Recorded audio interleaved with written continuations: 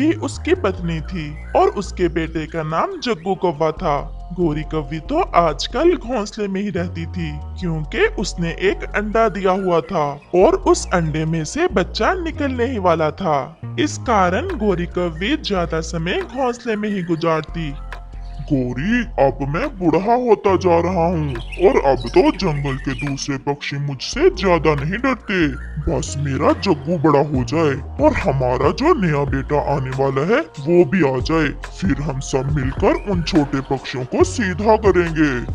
कालू जी, ये जरूरी नहीं है कि अंडे से बेटा कौवा ही निकले, बेटी कव्वी भी तो निकल सकती है। चुप कर जा मनहूस, जैसी तेरी शक्ल काली वैसी ही बातें कर रही हो। कुछ शर्म करो, बूढ़े हो गए हो और अब तो बस कर जाओ। सारी जिंदगी बुरे काम किए, अब ही छोड़ दो। मैं तो जा रहा हूँ, मुझसे नहीं सुन होती तुम्हारी काएं काएं, और हमारे इस अंडे से बेटा ही निकलेगा, तुम देख लेना। ऐसे वो कौवा वहाँ से चला जाता है। कैसा जालिम बाप है, एक बेटा है फिर भी बेटा ही मांग रहा है। और फिर ऐसे ही 2 दिन गुजर जाते हैं। उस कव्वी का अंडा टूटता है और उसमें से तो एक छोटी सी कव्वी बाहर निकलती है, जिसे देख गोरी कव्वी तो बहुत परेशान हो जाती है। कालू तो आते ही मुझसे लड़ाई शुरू कर देगा, इसमें मेरा क्या दोष, और इतनी सुंदर तो है हमारी बेटी। मम्मा, मम्मा मैं आ गई। मम्मा, आप तो मुझे कुछ दुखी लग रही हो, इसलिए ना कि मैंने आने में देर कर दी। मम्मा, मैं तो 2 दिन से अंडा तोड़ने की ट्राई में थी, परंतु अंडा तो टूट ही नहीं रहा था। कालू कौवा भी सैर सपाटे करके वापस लौट आता है। अब मेरी बेटी के सामने उल्टी सीधी बातें न करना, जो हुआ भगवान की इच्छा। मुझे तो पहले ही पता था, तुम्हारे अंडे से तो बेटी ही निकलेगी। अब लाना भोजन और खिलाना इसे, मुझसे नहीं पेट भर होगा तुम्हारी इस काली शक्ल वाली बेटी का। पापा, मैं कव्वे की बेटी हूँ तो काली ही होंगी ना। मैं कौन सा कबूतर की बेटी हूँ जो लाल और चिट्टी होंगी। सुंदरी चुप कर जा मेरी बच्ची, चुप कर जा। रात को सुंदरी और उसकी मम्मा गोरी कव्वी सोए हुए थे, परंतु कालू कौवा तो जाग रहा था। वो तो अपने अंडे से बेटी निकलने से बहुत परेशान था। अब मैं कैसे भोजन लाकर खिलाया करूँगा इसे, अगर बेटा होता तो दूसरे पक्षी मुझसे डरते। अब मैं इसकी रक्षा किया करूँगा या कुछ और, मुझे कुछ ना कुछ तो करना होगा जिससे मेरी जान छूट जाए इस बेटी से। वो तो ऐसे सोच रहा था, वो तो किसी भी तरह अपनी बेटी को अपने घोंसले में देखना नहीं चाहता था।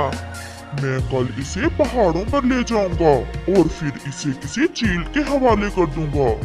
ऐसा सोचते हुए कालू कौवा सो जाता है। अगले रोज कालू कौवा अपनी पत्नी से कहता है, बहुत दिनों से तुम घोंसले में ही हो, मैं सुंदरी को ले जाता हूँ अपने साथ, और तुम जाओ और नदी से नहा आओ। कैसे गंदी बदबू आ रही है तुम में से। ऐसे बोल रहे हो जैसे खुद से खुशबुएं बखेर रहे हो। ज्यादा बातें ना किया करो, अगर किसी दिन मुझे गुस्सा आ गया तो छोड़ूंगी नहीं। मैं जा रही हूँ और तुम मेरी सुंदरी का ध्यान रखना। ऐसे गोरी कव्वी नदी पर चली जाती है और कौवा अपनी बेटी को ठिकाने लगाने के लिए साथ ले जाता है। वो पहाड़ों पर जाता है।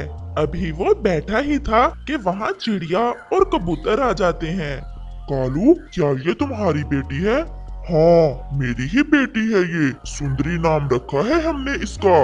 बहुत सुंदर है और नाम भी बहुत अच्छा है। अब इसका अच्छे से ध्यान रखना, बेटियां जब बड़ी हो जाएं तो बेटों से ज्यादा प्यार देती हैं। ऐसे चिड़िया और कबूतर चले जाते हैं। क्या करूं? अगर इसे मार दिया तो सब पूछेंगे, मैं क्या बताऊंगा सबको? सबको पता चल जाएगा कि मैंने ही अपनी बेटी को मारा है। फिर कौवे के दिमाग में एक शैतानी आती है। मैं इसे ऐसे मारूंगा कि किसी को पता भी ना चले। सुंदरी, मैं तुम्हें एक बात बताता हूँ, परंतु पहले वचन दो, तुम किसी को बताओगी नहीं। नहीं बताऊंगी मैं। पापा जी आप बताएं, क्या बात है? सूखे दाने के अलावा अगर कोई भी चीज तुम्हारी मम्मा तुम्हें खाने को दे तो ना खाना। अगर तुम कोई फल वगैरह खाओगी तो तुम्हारे पंख सूख जाएंगे और फिर तुम कभी भी उड़ नहीं सकोगी और हमेशा हमेशा के लिए अपाहज हो जाओगी। सूखा दाना भी केवल एक ही खाना है रोज का। परंतु पापा, जग्गू भैया भी तो खाता है फल। वो लड़का कौवा है और तुम लड़की कौवी, इसलिए अगर नहीं विश्वास तो खाकर देख लेना। नहीं नहीं पापा जी, मैं तो फल कभी भी नहीं खाऊंगी। मैं तो केवल एक ही दाना खाया करूंगी। और ऐसे खुद ही मर जाओगी, मुझे तुम्हें मानना ही नहीं पड़ेगा। पापा जी, क्या कहा? कुछ नहीं, चलो अब घर चलें और अपनी मम्मा को या किसी को भी नहीं बताना कि मैंने तुम्हें ये राज की बात बताई है। वो सब चाहते हैं कि तुम्हारे पंख सूख जाएं और तुम उड़ ना सको। फिर ऐसे कालू कौवा अपनी मासूम बेटी सुंदरी कौवी को लेकर वापस हो लेता है। इतनी देर कर दी कालू जी, कहाँ चले गए थे सुंदरी को साथ लेकर? हम घूमने गए थे। अच्छा सुंदरी, ये कुछ फल हैं, तुम खा लो। मैंने और तुम्हारे भाई ने तो खा लिए हैं। नहीं मम्मा, मेरा तो फल खाने को दिल नहीं कर रहा। सुंदरी ऐसा कहते हुए अपने पापा की तरफ देख रही थी। पापा के साथ गई थी ना, कुछ खाकर पेट भरा हुआ होगा, चलो सुबह खा लेना। फिर ऐसे कुछ दिन गुजर जाते हैं। गोरी की बेटी तो बहुत कमजोर हो गई थी, वो तो जरा भी भोजन ना खाती। सुंदरी, बस जब तुम थोड़ी सी और बड़ी हो जाओगी तो फिर सब खा लिया करना। तुम तो बहुत बुद्धिमान हो, जो किसी को बताया भी नहीं कि मैंने तुमसे कहा है। कुछ खाने से तुम्हारे पंख सूख जाएंगे। मैं अपने पापा की राज की बात भला कैसे किसी को बता सकती हूँ? मेरा पापा मेरा ही तो अच्छा सोचते हैं। वो छोटी मासूम कौवी ये कब जानती थी कि उसका पापा तो उसे मारना चाहता है। गोरी कौवी और उसका बेटा जग्गू भी कहीं से भोजन लेकर आ जाते हैं। कालू जी, हमारी सुंदरी तो दिन ब दिन बहुत ज्यादा कमजोर हो रही है। मैं इसे वैद्य जी के पास ले जाती हूँ और तुम घर में जग्गू का ध्यान रखना। वैद्य जी के पास लेकर जाने की जरूरत नहीं है, सुंदरी खुद ही ठीक हो जाएगी। अच्छा भला तो खाती है। सुंदरी, कल पापा से लेकर आम खा लिए थे ना? सुंदरी झूठ बोलती है। हाँ हाँ मम्मा, मैंने तो आम खा लिए थे और मुझे वैद्य जी के पास भी ना लेकर जाएं। तुम चलो मेरे साथ, ऐसे तो तुम मर जाओगी, कैसी कमजोर हो रही हो। फिर गोरी कौवी सुंदरी को साथ ले ही जाती है। वो सीधी बुलबुल के पास जाती है। बुलबुल दीदी, मेरी बेटी दिन ब दिन कमजोर होती जा रही है, इसे कोई ऐसी दवा दें जिससे ये ठीक हो जाए। मुझे तो इसे देखकर लग रहा है कोई खौफ इसके दिल में बैठा हुआ है, जिस कारण ये कुछ खाती नहीं है और ऐसी हो गई है। आप ये दवा ले जाएं, इससे इसे भूख ज्यादा लगेगी और ये स्वस्थ हो जाएगी। मैं सुंदरी की दवा में ये जहरीले पत्ते मिला दूंगा, ऐसे किसी को पता भी नहीं चलेगा और मेरी जान छूट जाएगी उस बेटी से। ऐसे कालू कौवा कुछ जहरीले बूटी के पत्ते अपने साथ ले जाता है। गोरी भी दवा लेकर आ गई थी। कालू जी, मुझे तो पानी पीने जाना है, मैं आकर दवा दूंगी सुंदरी को। बुलबुल दीदी बोल रही है कि इस दवा को खाने से हमारी सुंदरी ठीक हो जाएगी। पानी तो मुझे भी पीना है, चलो हम दोनों ही चलते हैं। फिर वो दोनों पानी पीने चले जाते हैं। वो जैसे ही जाते हैं, उनका बेटा जग्गू वो जहरीले पत्ते उठाकर खा लेता है और वो तो मर जाता है।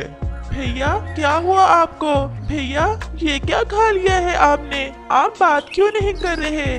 गोरी और कालू जैसे ही वापस आते हैं तो अपने बेटे को मरा हुआ देख रोने लग जाते हैं। मेरी दवा के पास कुछ पत्ते पड़े थे, वो खा लिए हैं भाई ने और बोल नहीं रहा। कालू तो खामोश था और रोए जा रहा था। कालू, ये क्या हो गया? मेरा जग्गू कैसे मर गया? ऐसे कैसे हुआ? कालू कौवा अपनी बेटी सुंदरी कौवी को अपने सीने से लगा लेता है। सुंदरी, आज के बाद तुम सब कुछ खा लेना मेरी बेटी। पापा, फिर मेरे पंख तो नहीं सूखेंगे? नहीं सूखेंगे, नहीं सूखेंगे मेरी बेटी। गोरी कव्वी रो रही थी और उसे कुछ समझ नहीं आ रहा था सुंदरी ऐसा क्यों कह रही है।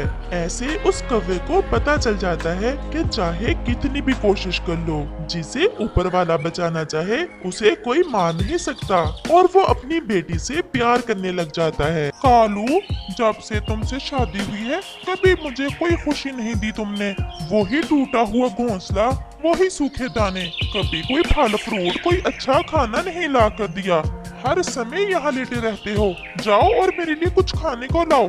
मेरी किस्मत ही खराब थी जो तुमसे मेरी माँ ने शादी कर दी मेरी। तब तो बहुत स्मार्ट बन रहे थे। कपास का बना हुआ नरम नरम घोंसला है मेरा, बहुत काम करता हूँ। लेकिन मुझे क्या पता था ये सिर्फ कालू ही है, नखट्टू कहीं का। गोरी, ना तो मैंने कभी कोई काम किया है और ना ही करूँगा। मेरे माँ बाप ने मुझे बहुत लाड प्यार से पाला है, मुझसे नहीं होते ये काम वाम। वैसे तो तुम इतनी शैतान हो, कोई उपाय तुम ही बताओ जिससे दाना पानी घोंसले में ही मिल जाए। मुझे तो तुम ऐसे ही बदनाम कर रही हो। तुम कौन सा काम करती हो? तुम तो मेरे से भी ज्यादा काहिल हो। एक उपाय तो है मेरे पास कालू, लेकिन अगर तुम्हें पसंद आए तो। बताओ बताओ, मैं तो खुद बहुत तंग हूँ तुम्हारे रोज रोज के दानों से। अगर मेरे भी भाग्य जाग जाए तो। तुमने देखा है तोता कैसे मजे करता है। तमाम पक्षी रंग बिरंगे खाने उसे खुद जाकर घोंसले में देकर आते हैं। लेकिन गोरी, बदले में वो सब पक्षियों का इलाज भी तो करता है, इन्हें दवाई भी तो देता है। वो बड़ा MBBS डॉक्टर है, ऐसे ही जड़ी बूटियाँ कूट कूट कर देता रहता है।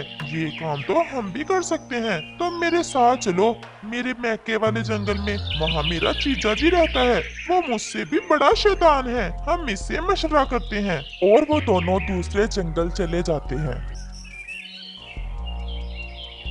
आओ आओ गोरी, कैसे आना हुआ? और कालू मियाँ, तुम कैसे हो? हम तो ठीक हैं, बस भोजन की फिक्र लगी रहती है। ढूंढना हमें आता नहीं और अब पक्षी हमारा विश्वास नहीं करते। अक्सर तो भूखे ही सोना पड़ता है। आपके पास इसलिए आए हैं कि वो दवा जिससे पक्षी बीमार होते हैं अगर थोड़ी सी हमें दे दो तो हमारा भी काम बन जाए। हमारे जंगल में तोते का राज है, वो इलाज मुआवजा करता है पक्षियों का और उसे ही पक्षी मुफ्त में दाना देते हैं। अच्छा, तो ये बात है। वो दवा तो मेरे पास है, लेकिन अगर पक्षियों को पता चल गया तो मार बहुत पड़ेगी तुम्हें। ऐसा कुछ नहीं होगा, किसी को पता नहीं चलेगा। तो फिर ये दवा तुम ले जाओ, इसके 2-3 कतरे नदी में डाल देना। यहाँ से पक्षी पानी पीते हैं। और ये दवा है बाद में पिला देना जब पक्षी इलाज के लिए तुम्हारे पास आएंगे। मेरा प्यारा जीजा जी, मुझे पता था। अब आप भी कोई उपाय बता सकते हो। और फिर ऐसे कालू कौवा और गोरी कव्वी दोनों दवाइयाँ लेकर वहाँ से वापस आ जाते हैं। गोरी, मैं रात को जाऊंगा और नदी के पानी में इस दवा को शामिल करूंगा, लेकिन तुम ये दूसरी दवाई संभाल कर रखना जो बाद में पक्षियों को ठीक करने के लिए देनी है। हाँ, तुम जाओ और मैं इसे संभाल लेती हूँ। और फिर कालू कौवा थोड़ा अंधेरा होने पर इस जहरीली दवा के चंद कतरे नदी के पानी में शामिल करके जल्दी से वापस लौट आता है। अगले दिन बुलबुल सुबह सवेरे ही नदी पर आकर जैसे ही थोड़ा सा पानी पीती है, इसके पेट में बहुत ज्यादा दर्द शुरू हो जाता है। पास बैठी रानो चिड़िया जल्दी से उसके पास आती है। बुलबुल, क्या हुआ है तुम्हें? मुझे नहीं पता, बस थोड़ा सा पानी ही पिया है और मेरे पेट में बहुत ज्यादा दर्द शुरू हो गया है। रानो चिड़िया जल्दी से बुलबुल को तोते के पास ले जाती है। तोते भैया, बुलबुल के पेट में बहुत ज्यादा दर्द है, इसे पेट दर्द की दवा दो। और तोता जल्दी से बुलबुल के मुंह में पेट दर्द की दवा के चंद कतरे डालता है। बुलबुल, अब कैसा दर्द है? दर्द नहीं रुका और बढ़ रहा है, मेरा कुछ करो, मुझे बहुत ज्यादा दर्द हो रहा है। ऐसे में कबूतर जल्दी जल्दी से वहाँ आता है। मैं गुजर रहा था, कौवे की पत्नी बैठी हुई थी रास्ते में। इसने मुझे कहा कि सुना है बुलबुल के पेट में दर्द है। वो कह रही थी कि हमारे पास पेट दर्द की दवा है, अगर तोते से दर्द ना रुका तो उसे हमारे पास ले आए। आप जल्दी से बुलबुल को कौवे के पास ही ले जाओ, मेरे पास इससे बेहतर कोई और दवा नहीं है। और रानो चिड़िया और कबूतर बुलबुल को कौवे के पास लेकर जल्दी से चले जाते। पता चल गया, ये वो बात ही है पेट दर्द की। लेकिन तुम परेशान ना हो, मेरे पास इसकी दवा है। वो मेरा दादाजी था ना, उसने बताया हुआ है मुझे एक नुस्खा, मैं अभी देता हूँ बुलबुल को। और कौवा जल्दी से 2 कतरे पेट ठीक करने वाली दवा के बुलबुल के मुंह में डाल देता है। दवा पीते ही बुलबुल ठीक हो जाती है। मेरा दर्द ठीक हो गया है कौवे भैया, तुम्हारा बहुत बहुत धन्यवाद। रानो चिड़िया, अगर किसी के भी पेट में दर्द हो तो मेरे पास ले आना। लेकिन रानो चिड़िया, एक बात कहनी थी मुझे। जी जी कहो कालू भैया, क्या बात है? वो बात ये है कि मैं तो सारा दिन पहाड़ों पर गुजार देता हूँ इन जड़ी बूटियों को ढूंढने में। दाना पानी ढूंढने का तो समय ही नहीं मिलता। नहीं नहीं कौवे भैया, हम आपको दवा के बदले में अनाज या कोई फल वगैरह दे दिया करेंगे, आप परेशान क्यों हो? बुलबुल की दवा फ्री थी, इससे आपको पता भी चल गया कि मेरी दवा में कैसा जादू है। आपका बहुत बहुत धन्यवाद। और फिर वो वहाँ से चले जाते हैं। वाह कालू, बन तो ऐसे रहे थे जैसे सचमुच के डॉक्टर हो। बहुत मजा आने वाला है। अब तो रोज पक्षी रंग बिरंग के खाने लाया करेंगे और तोता मारेगा मक्खियाँ। ऐसा कहते हुए वो दोनों जोर जोर से हंसते हैं। और फिर वो दिन था कि जो भी पक्षी नदी से पानी पीता, इसके पेट में शदीद दर्द शुरू हो जाता और वो कोई ना कोई खाने पीने की चीज लेकर सीधा कौवे के पास जाता। कौवा जैसे ही दवा पिलाता, पक्षी बिल्कुल ठीक हो जाता। ऐसा कैसे हो सकता है जिस बीमारी का मुझे पता न चले और कालू कौवा इसका इलाज करे? हो ना हो, कालू की कोई ना कोई शैतानी है। मुझे अब कालू पर नजर रखना होगी। और फिर तोता कालू कौवे का पीछा शुरू कर देता है। गोरी, आज 3 दिन हो गए हैं नदी में दवाई डाले हुए। तुम्हारे जीजा जी ने कहा था 3 दिन बाद दवा का असर खत्म हो जाएगा। लाओ, मैं वो दवा दोबारा डाल आता हूँ, अभी तो मजा आने लगा है। हाँ हाँ, 2 कतरे ज्यादा ही मिला देना। वो तो मैं कर लूंगा, लेकिन तुम ये ठीक करने वाली दवा संभाल कर रखना, ऐसा ना हो कि कोई मुसीबत ही बन जाए। मैंने संभाल कर रखी हुई है, अब तुम जाओ। और कौवा नदी की तरफ चल देता है। कालू कौवा जाकर नदी के पास बैठ जाता है और इधर उधर देखकर जल्दी से दवा के चंद कतरे पानी में मिलाकर वापस चला जाता है। तोता जो कि कौवे का पीछा कर रहा था, छुपा सब देख रहा था। वो ये सब देखकर बहुत परेशान हो जाता है। कालू, मुझे पहले ही पता था ये शैतानी खेल तुम ही खेल रहे हो। मुझे पागल समझते हो कालू, अब देखना कैसे तुम्हें निकलवाता हूँ इस जंगल से। और तोता सब पक्षियों को इकट्ठे करता है और उन्हें सारी बात बताता है। ये शैतान अब तो हमारी जिंदगियों से खेलने लगा है। और मैं भी कहूँ, ऐसी कौन सी बीमारी है जिसका इलाज मेरे पास नहीं और उस कालू कौवे के पास है? तोते भैया, अब हमें क्या करना होगा? सबसे पहले तो कोई भी पक्षी पूर्व वाली नदी से पानी ना पिए। लेकिन तोते भैया, पश्चिम वाली नदी तो बहुत दूर है, हम पानी लेने इतनी दूर रोज कैसे जाया करेंगे? इसका हल तो कालू ही बता सकता है। सब पक्षी तैयार हो जाओ और अपनी चोंचे तेज कर लो, आज कालू को सबक सिखाना है। और फिर सब पक्षी इकट्ठे होकर कालू कौवे की तरफ चल देते हैं। गोरी, आज अभी तक कोई मरीज नहीं आया। तुमने दवाई अच्छे से मिलाई थी ना नदी के पानी में? हाँ हाँ, वो तो अच्छे से मिलाई थी। फिर आ जाएगा कोई ना कोई। मुझे तो ये अमरूद खाने दो जो डॉक्टर तोता अपनी दवाई के बदले में देकर गया था। वो ऐसे बातें कर ही रहे थे कि सब पक्षी इकट्ठे होकर कालू के पास आ जाते हैं। तुम सब, क्या सबके ही पेट में दर्द हो रहा है? कालू शैतान, अब पेट में दर्द तो तुम्हारे होने वाला है। मुझे सब पता चल गया है। जो खेल तुम मासूम पक्षियों से खेल रहे हो, अब तैयार हो जाओ। ठहरो, मेरी बात सुन लो, मेरा कोई कसूर नहीं है, ये सब गोरी ने करने को कहा था। कालू, तुम्हें हमारी जिंदगियों से खेलते हुए जरा शर्म नहीं आई? अब जल्दी से बताओ कि पानी कैसे ठीक होगा नदी का, इसमें ही तुम्हारी भलाई है। प्लीज आप हमें माना ना, हम यहाँ से चले जाते हैं। हम दोनों मेरे मैके वाले जंगल चले जाते हैं। बस एक दफा माफ कर दो और वो पानी 3 दिन के बाद खुद ही ठीक हो जाएगा। नहीं, इस बार तुम्हें माफी नहीं मिलेगी। तोते भैया, जाने दो इस बेशरम जोड़े को, बस यही